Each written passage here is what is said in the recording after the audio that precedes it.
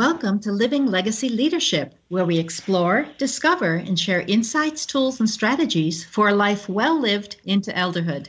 I'm your host, Donna Kim Brand, author, speaker, legacy strategy coach, and creator of the concept Living Legacy, where you choose to live life on your own terms while contributing to people, places, and projects along your life journey. I believe that the life you live is the legacy you leave. Now, the guests I bring to you each week all address some unique aspect of learning, leadership, or legacy. This helps you raise your own game as a leader in business and life, and also showcases some extraordinary people who exemplify living legacy leadership. At least once a month, I also offer a training session to skill you in game changer thinking for your own application. So get your notebook ready or sharpen up your memory by tuning in your attention, and we'll dive right in.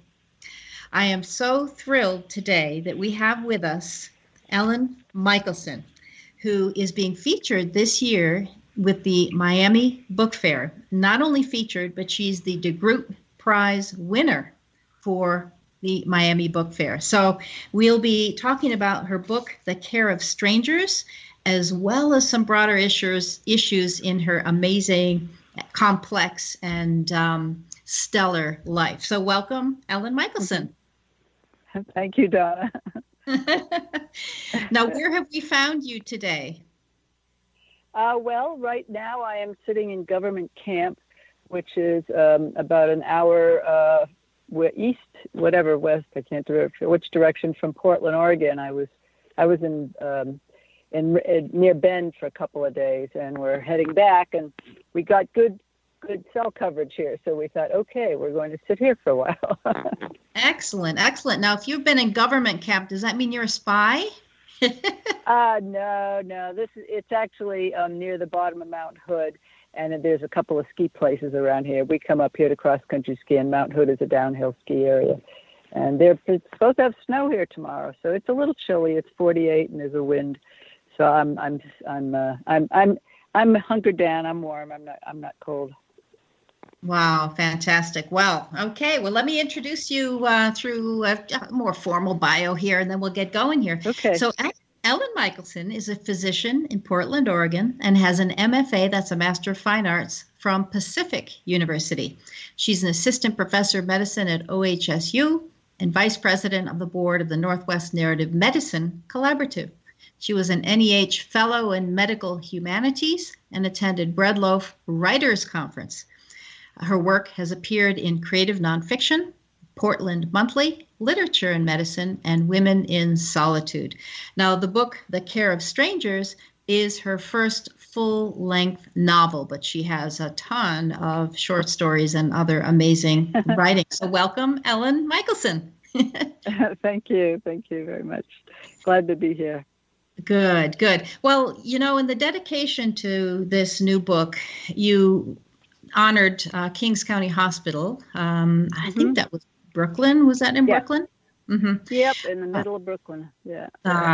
For the worldly wiles and audaciousness in the face of illness, poverty, and racism, inspired me with their humanity and shaped me as a young doctor beyond and still to this day. So that's a pretty powerful dedication. And of course, the story, The Care of Strangers, is combining your work as a physician, an internal medicine doctor, and your career as a writer. So can you give us a little sense of what the story is about? Well, the story takes place in an inner city hospital, loosely based on experiences when I trained there at Kings County. And it incorporates a number of things. First, it's about a mother-daughter relationship. It's also about a hospital hierarchy. The main character is an orderly who aspires to be something more, and it's also about female relationships. That she becomes friends with an intern who has her own struggles, and it's also about the immigrant experience. Seema, the orderly, is a Polish Jewish immigrant, came to the United States when she was about 6 years old in the 60s, and her family had significant it's an intergenerational trauma related to their experiences in Poland. Wow, I mean, as I know from reading this story, of course, it's a very rich narrative that follows, particularly Seema, the main protagonist, as well as the intern. She's an intern, right, Mindy, the physician in training. Yes. Yeah. And what they go through together. So the work is entitled The Care of Strangers, and you did say it's loosely based on some of your own experiences in training. What is it about the care of strangers that some people would think might end up being very superficial, but in fact, this story reveals, and through real life, I'm sure you and I have had experiences that, interacting with strangers often is very intimate. Yeah.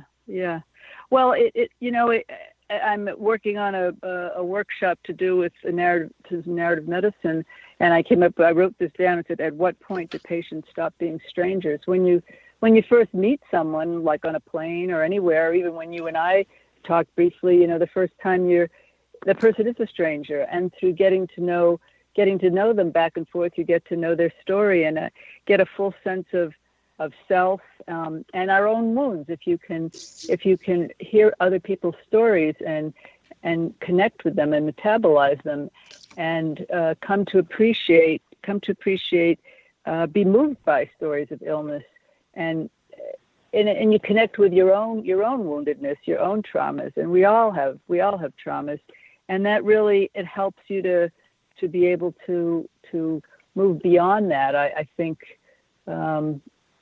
we think of strangers as, how is it different with a stranger versus a family member?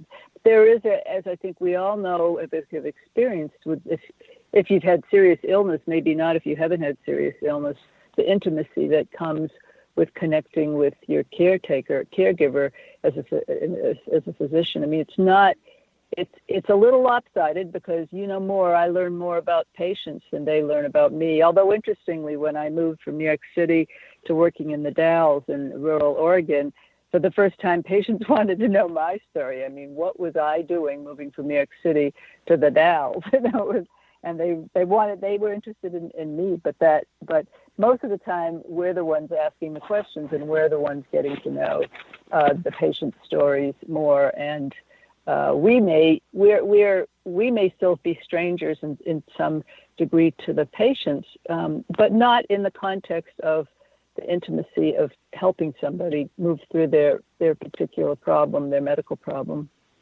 And I read in the bio that you're a fellow in medical humanities, and I imagine that the very fact now either you're an overachiever or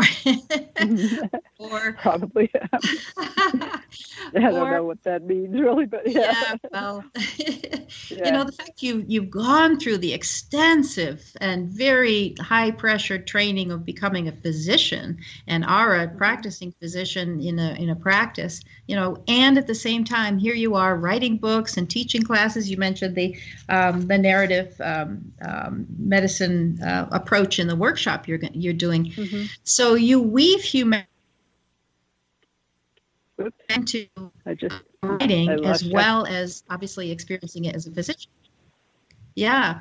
So I was saying you weave humanity into both your writing as well as in your care of your patients.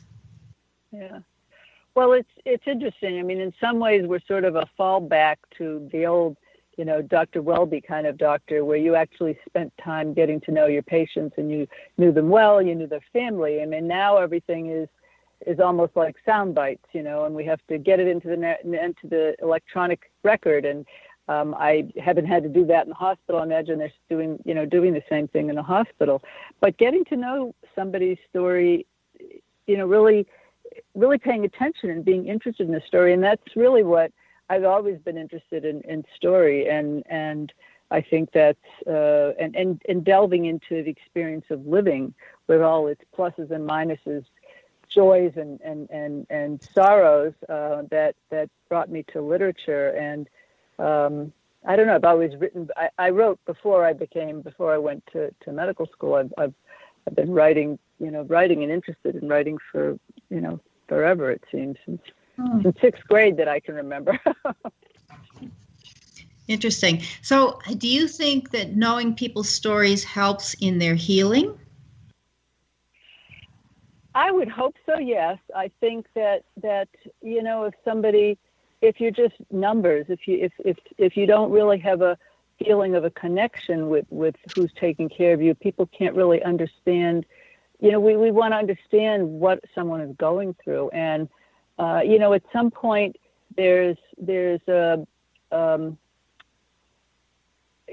point where the doctor leaves off in terms of what we can do for a person. Person has to take the next step. We're there to help, but a person has to live with their own illness and their own problem. And I think if they can come to appreciate more themselves as a human, as an important element of the story, they're the stars of the story, and feel good about themselves, about what they've accomplished, and what they are, who they are in the world. Doesn't have to be an accomplishment, just being in the world, being in a family, having a life, which we all have, and focusing on that and getting the most of that. I mean, we know that with chronic pain, and even with people dying from cancer with terminal illness, that people live longer when they have a terminal illness, when they're involved in something that has meaning to them, and they're not just sitting there waiting to die. And I mean, we're all sitting waiting to die. So we have to do something. We have to have meaning and be purposeful in our lives. And I think so an appreciation of your own story and your own sense of self and value of your life, I think can help you. Yeah. Sure. And you talked too about the role of hope in healing and just like you say, acceptance. Sometimes healing doesn't happen, and we face death or terminal illness or something like that, and the role of hope that you mentioned in the story is quite profound. Mm-hmm. Yeah, I think it is, and I remember. Seema, there's a paragraph at the very end of the first chapter when she says she's not sure if she has hope for herself in this world, but maybe hope is something to hold on to. And to give people hope. And I remember as an intern when, and various doctors over time, but you have more contact and training, to see a doctor tell somebody that there's nothing we can do, and how they tell that, how they deliver that news, and how they respond to it and respond to the patient makes all the difference. People who are just, there's nothing we can do, walk out the door. And I've seen, and I'm sure many people have seen, physicians have seen, a patient totally give up and that's it, and die shortly thereafter because nobody has given them any sense of hope. And you don't want to give them, people false hope that things are going to be rosy when they're not. But there is always still some hope of something to continue on some level of a good life as long as possible. For sure. And you tell stories through sort of case studies of various patients, and both how Seema as an orderly and Mindy as the doctor in charge and ancillary staff too handle these different situations. So if we go back to both Seema and Mindy, the two female protagonists, what's cool to me is how on one hand, in their own self-talk, and even some of their interactions, they feel like, or they perceive themselves as outcasts, but at the same time, they're the heroes. That's a pretty cool combination. That's true. I hadn't really, it's interesting to hear people's take on my story, because I don't, you don't think of everything, but I did perceive both of them certainly as outcasts, and that's part of what connected them. But you're right, they are the heroes of the story. Yep, that's true, absolutely. And the other thing is, through everything they go through, and we've all watched enough medical shows and